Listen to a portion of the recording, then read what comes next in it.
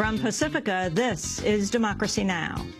I realized that my government was going to use my brother as justification for killing other people.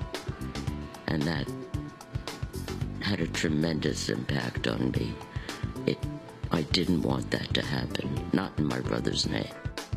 Today, on the 10th anniversary of the attacks on the World Trade Center and Pentagon, we bring you a remarkable conversation between two women living in New York at the time. Rita Lasar lost her brother at the World Trade Center. Masouda Sultan lost 19 members of her family in a U.S. bomb attack soon after in Afghanistan. They'll tell their stories. Then we look at the little-known Sikh community, which has become a target of violence and harassment since 9/11. Before I even began to sort of really let what was happening sink in and really understand what was happening and the tragedy of what was happening, I already felt fear about backlash. And on this 40th anniversary of another September 11th, of the Attica prison uprising in New York, we hear from Dr. Cornel West.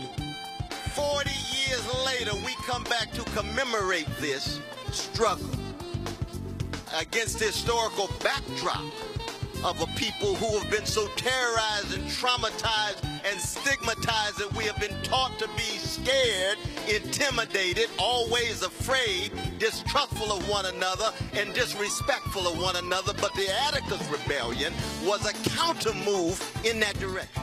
All that and more coming up.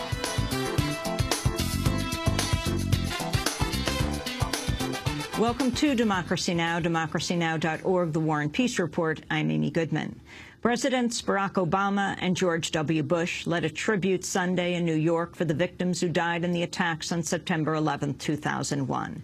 They spoke near the 9/11 memorial fountains, which were built on the footprints of the Twin Towers. Family and friends of the nearly 3,000 victims of the strikes on the World Trade Center read out the names of the victims. President Obama quoted a passage from the Bible. Be still and know that I am God. I will be exalted among the nations. I will be exalted in the earth. The Lord of hosts is with us.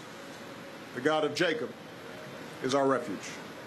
President Obama also visited the Pentagon in Shanksville, Pennsylvania, Sunday. At the Pentagon, Defense Secretary Leon Panetta said the United States will never stop fighting after the September 11th attacks. To this day, and by these memorials to each victim, we pledge to never forget the enemy that made this happen, why we fight them, and why we will never stop fighting them to make sure that what happened here and in New York City and in that field in Pennsylvania never happens again.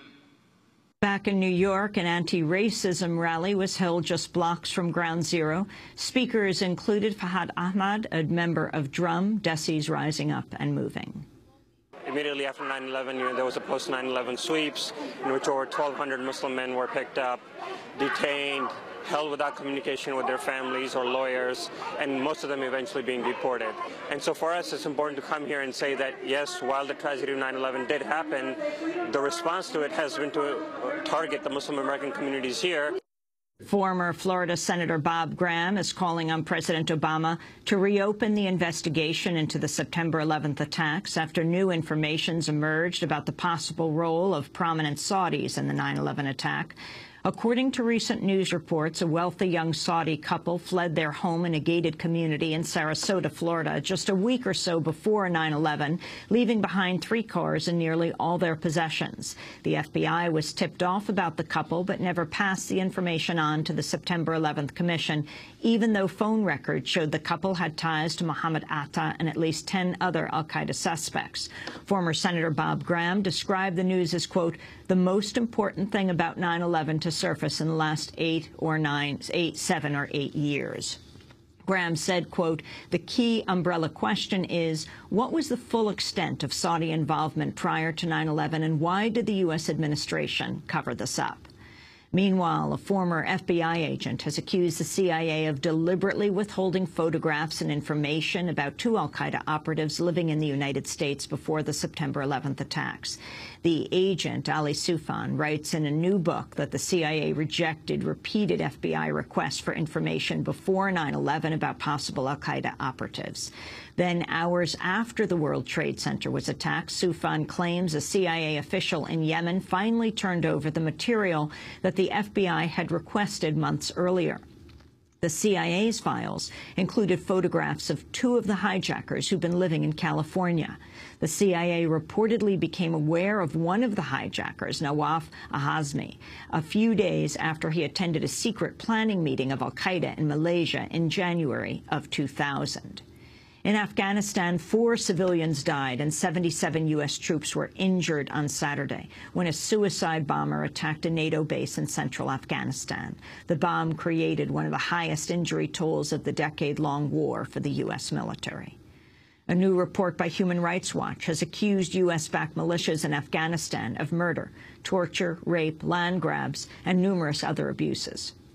The rights group says militias, including the Afghan local police, suffer from poor oversight and no accountability.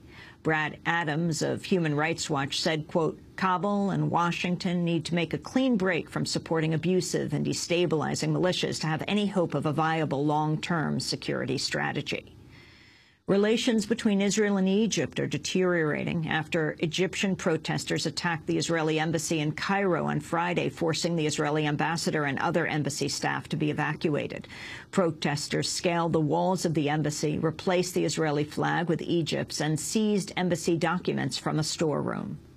We are demanding that the Israeli ambassador not come back to Egypt again. This is our country, and these people have hated us for ages. All that we want is that he doesn't return here again. Egyptian riot police and army troops responded with force. At least 3 people died. More than 1,000 were injured outside the embassy during the 13-hour standoff. Some 130 protesters have been arrested and likely face emergency trials before state security court. On Sunday, security officers raided the offices of Al Jazeera and detained staff just 2 days after the network aired live footage from the embassy protest. The raid on Al Jazeera is seen as part of a widening crackdown on the media and the protest movement by Egyptian Military Council. Meanwhile, Human Rights Watch is reporting Egypt's military has arrested almost 12,000 civilians and brought them before military tribunals since January. This is more than the total number of civilians who face military trials during the 30-year rule of Hosni Mubarak. In news from Libya, Muammar Gaddafi's son Saadi has fled to Niger. He arrived on Sunday in a convoy carrying other Gaddafi loyalists, but Colonel Gaddafi's whereabouts remain unknown. Meanwhile, Bouazi Dorda, the head of Gaddafi's external security organization, has reportedly been arrested by anti-Gaddafi fighters. In news just in from France, an explosion was reported at a nuclear plant in southern France earlier today. 1 person was killed, 3 people injured, including 1 seriously. Emergency officials said there's a risk of a radioactive leak. The BBC reports the explosion occurred at a major site involved with the decommissioning of nuclear facilities and operates a pressurized water reactor used to produce tritium. In related news, anti-nuclear demonstrations were held in Japan Sunday to mark 6 months since the massive earthquake and tsunami struck on March 11th, triggering the worst nuclear accident since Chernobyl. Some 20,000 people are dead or missing. More than 800,000 homes were destroyed or heavily damaged. Some 400,000 people were displaced. Concerns continue about radiation in the soil, food supply, and sea. At a protest Sunday, 4 young men declared the start of a 10-day hunger strike to bring about change in Japan's nuclear policy. I believe it is very important that the young generation voice their opposition against nuclear power. And in order to bring our point across, We need to put ourselves on the line, and that's why we chose to carry out a hunger strike for 10 days. In Guatemala, a retired military general has taken an early lead in Guatemala's national election. If elected, General Otto Pérez Molina would become the first former military official to win the presidency since the end of the military dictatorships in 1986. Human rights groups have accused Pérez of being directly involved in the systematic use of torture and acts of genocide in the 80s. Pérez has run largely on a platform of using an iron fist to crack down on drug cartels. This is a right that I accept, that I am going to fight with character and with a firm hand in front of the institutions to bring peace and security and defend the lives of all Guatemalans so we can live with security as we deserve. Former Nobel Peace Prize laureate and Mayan activist Rigoberta Menchú is one of 9 other presidential candidates running. Que nos den oportunidad en igualdad de condiciones. Que no la hemos tenido, por supuesto. Give us an equal chance, which we have not had in this election, because there are candidates who have mortgaged this country with organized crime, who have mortgaged this country with dirty money that we have seen in their multi-million campaigns, and this is not free for Guatemala. And so with great energy from here on, we can't allow this. We can't allow it to be governed by the past or governed by criminal organizations or a corrupt government, because this is basically what we are facing. In other news from Latin America, thousands of people marched in Chile Sunday to commemorate the 38th anniversary of the U.S.-backed coup and the over 3,200 people who were killed during Augusto Pinochet's 17-year dictatorship. Near the end of the march, clashes broke out between some demonstrators and police officers. Police responded by using water cannons and tear gas. 20 people were arrested. The United Nations says hundreds more people have been killed in Syria's ongoing unrest than previously estimated. According to the UN, at least 2,600 people have died in the 6-month-old uprising and President Bashar al-Assad's subsequent crackdown. The Syrian human rights organization claims at least 113 civilians were killed in military raids in the flashpoint city of Homs last week alone. On Sunday, the Syrian Observatory for Human Rights claimed the Assad government had severely beaten prominent rights campaigner Najati Tayara, leaving him in, quote, very bad condition. Meanwhile, the United States has condemned the Syrian government for the death of 26-year-old Ghiath Mattar. Ghiath Mattar was arrested by Assad's forces on September 6th after playing a key role in organizing protests against the government. He died while in detention. Activists claim he had wounds on his chest and face. As the end-of-the-year deadline for withdrawal of U.S. troops from Iraq nears, American officials are reportedly considering moving elements of the nation's drone program to Turkey.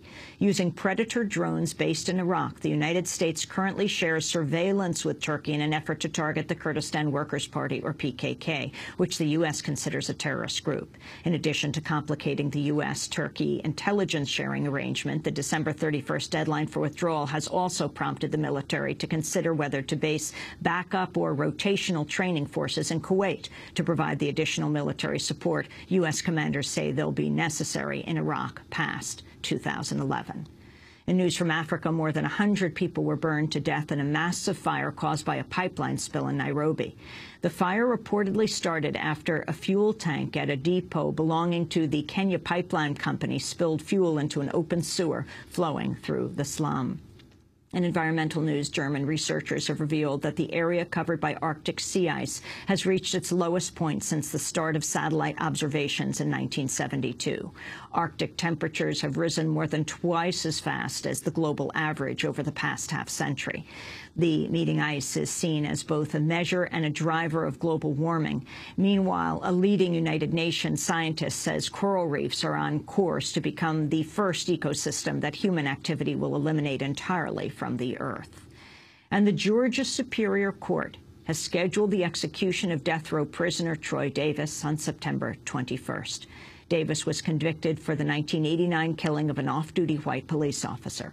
Since then, 7 of the 9 non-police witnesses have recanted their testimony, and there's no physical evidence tying him to the crime scene.